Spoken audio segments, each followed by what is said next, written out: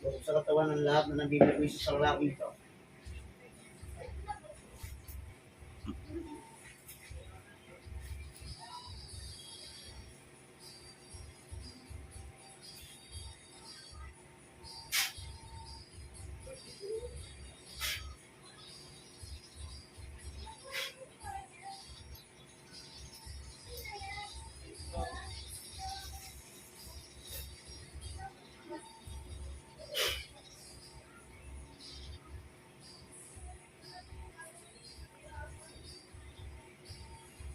Ang pangyarihan naman.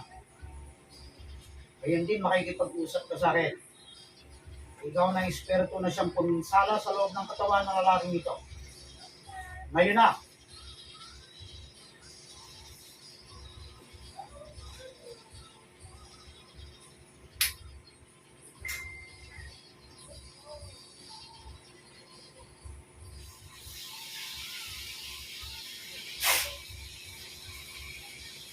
Sige, tingnan natin.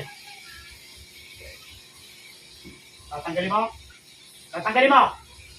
Tatanggalin mo! Ha? Gusto mo mamatay? Gusto mo hindi abutin ng bagong taon? Ha? Alisin mo kanya mo rito. Yung nasa tiyan niya, alisin mo. Lahat!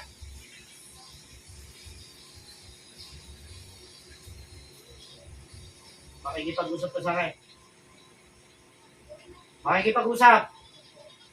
Anong dahilan? Bakit pininsala? Sumagot ka. Anong dahilan? Meron pa yan. Alisin mo yan. Anong dahilan? Galit ka ba? Nagalit ka ba? Sagot! O, bakit mo ginawa ng kasamahan to? Ha? Nainggit ka? Ano kinainggit mo? Magaling magtinda. Lalaki ka? Babae. Babae ka rin yan ah. Gusto mo hindi ka nakabuti ng bagong taon? Ha? Sumagot ka? Gusto mo hindi ka abuti ng bagong taon? Tubusin mo lahat yan.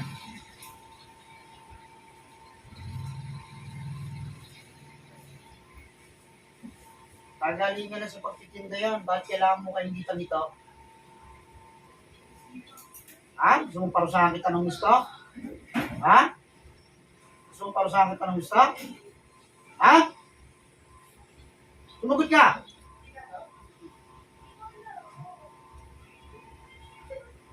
Titinda ka ba ron? Ha? Itong patayin kita ngayon. Anong gusto mo? Hindi ka nakabuti ng bagong taon. Gusto mo tuwid sa'yo? Ha? May nagutos ko sa'yo. Ikaw lang gumawa niyan. Ha? Ikaw ba'y bata na, matanda pa? Tanda ka na. Ha? Ilang edad mo na? Yan? 42. Babae ka mo. Ha? Bakit nasasapawang ka ba? Ha? Tumagot ka. Gigilitan ka sa leg. Gusto mo pa lahat. Tanggalin mo lahat ang pinsalan niya sa katawan. Ano ba ito? Pinakainan mo o dinasalan mo lang?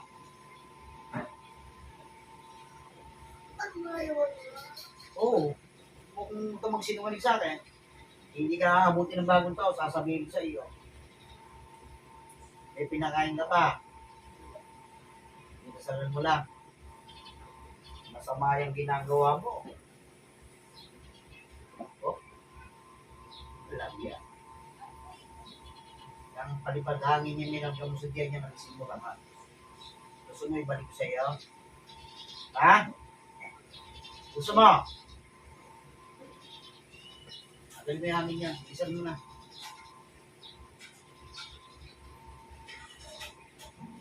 Isaw ka.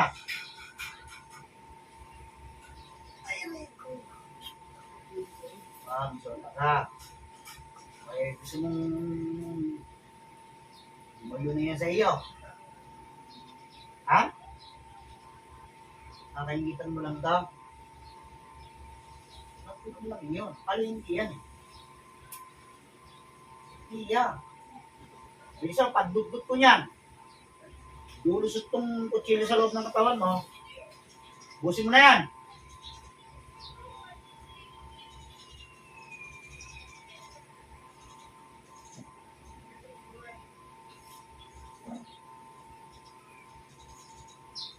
Isang tanong, isang sagot. Ulit ka pa o hindi na? Gagamitin mo pa yung kaalaman mo o hindi na? Hindi na. O. Kung mo sabihin hindi mo kilala to. Kilala mo to, di ba? O. Tawagin mo pangalan nito, humiga ng tawad dito. Nakasan mo. Ha? Chin-chin. Saan mo? Kumuntay magitang ulo ko sa'yo. Nasabi ko sa'yo, hindi ka abuti ng bagong taon.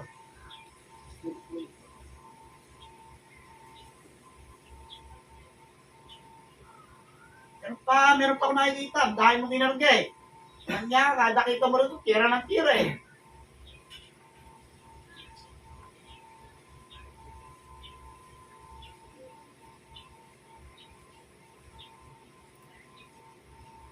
Para hindi mo na magamit yan, lalo kung maghihina sa akin. Tingnan mo nga kung sa iyo.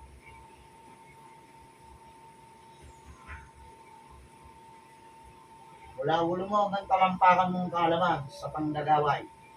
Ngayon din, binabaklas yan ng kapangyarihan ng Ama. Masusunog ang lahat ng karga mo sa buong katawan. Kailanman hindi mo na magagamit yan. Simula sa oras na ito.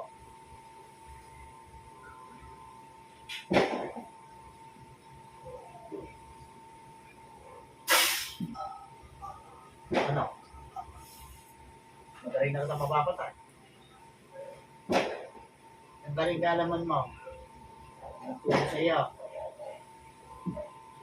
Ha? O sige lang kung mahirapan sa akin, sumpod ka. Sa Cebu. Gamitin mo yan. Doon sa nang aaki sa iyo. Hinabi ka ba nito? Hindi naman pala eh. Bakit kailangan mong gawa ng kasamaan niya? Dahil sa kaingitan mo. Ha? Bakit pinagagalitan ka ba ng amo mo o pagka hindi nakakabagay ka ng maayos? Sa dami ng tao niya sa palengke. Sa dami sa oras nito. Bugbugan pa mga bumibili yan. Naiingit ka pa? Kailan ka naingit dito? Kanina lang.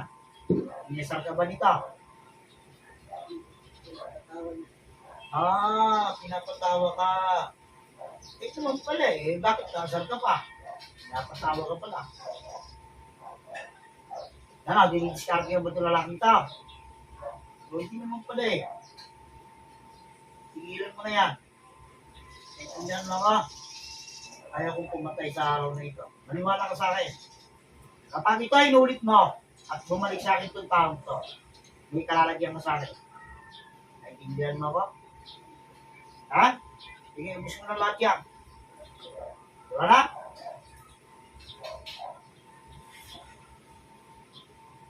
O, sige. Sabihin ng tawad. Lahat ng kasamaan mo ginawa mo rito sa taong to.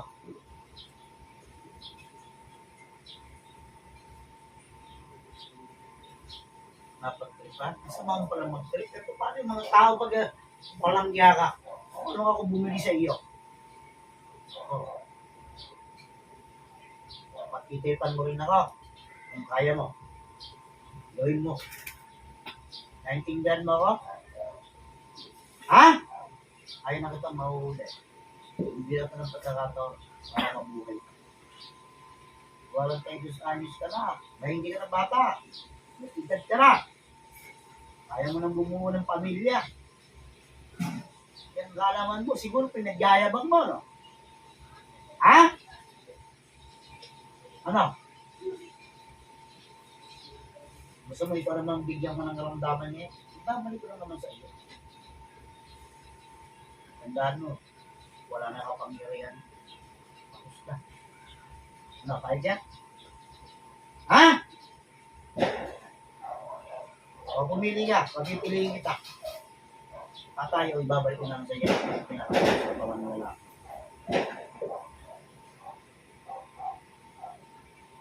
Bakit ka? Ha?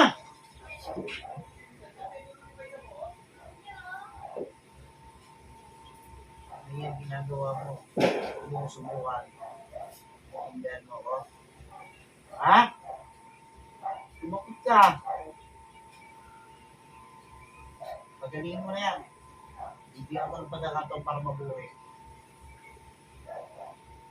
Habang tinatanggal mo yan, humingi ka ng tawad sa Panginoong Kristo. Wala kang ginagawa mo sa mga. Hindi lang yan, ginawa mo ng ganyan eh. Ha? Diba? O, di ba walang niya ka?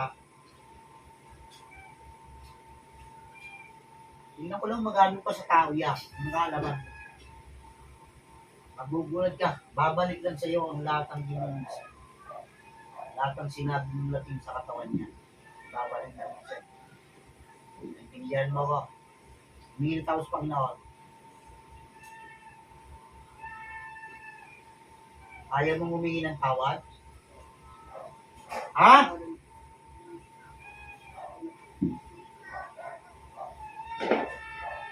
Kailan mo na ito ha? Kung tayo, pagpantayin ko ka mo. Naintindihan mo ko? Ha?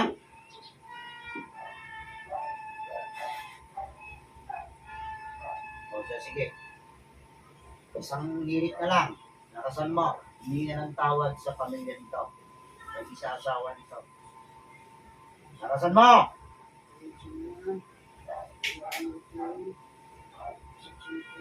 Tatrabaho ng mga isang tao. Gagawin mo. Hindi mo tama. Tumigil ka na ha? Naintindihan mo ako. Magagong buhay ka. Hindi ganyan. Magbabagong taon. Puro ka sumaga. Gawin mo. Dapat magbago ka. Kaya nga bagong taon. Baguhin mo ugali mo. Naintindihan mo ako. Lalayain kita. Ayaw ko nang uulit pa. Naintindihan? Ha?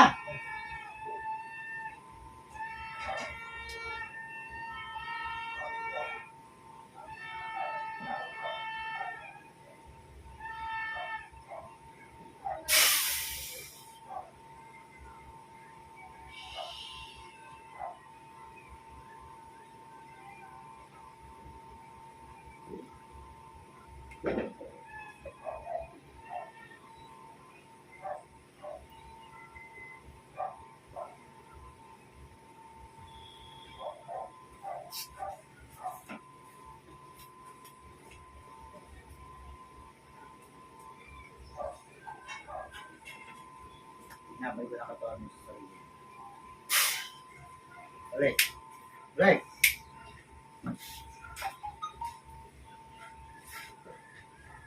Ayan. Ayan. Okay na. Okay pa? Oh. Okay pa? Hindi masyado. Tagal na yan. Sama sa trabaho niya yan. Hindi mo po pwede yun. So, paano ko lahat ng tawag ng ano? Balo ko. Pero maalaw naman namin yan.